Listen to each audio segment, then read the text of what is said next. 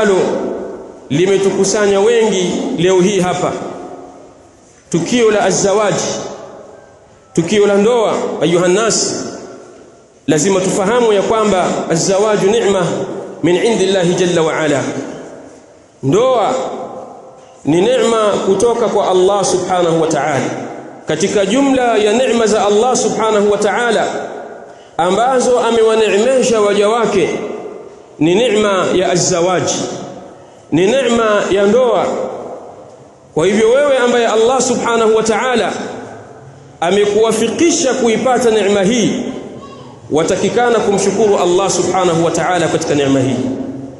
Ibadallah, tufahamu ya kwamba kuoa ni neema kutoka kwa Allah subhanahu wa ta'ala, lakini si neema peke yake, bali jambo la kuoa ni amrun fitriyun, ni jambo la kimaumbile ambalo Allah subhanahu wa ta'ala jabala alayhi alkhalq. Allah subhanahu wa ta'ala amewaumba juu yake viumbe wa Allah subhanahu wa ta'ala wameumbwa katika jambo la kuoana, waume wa waowe wake.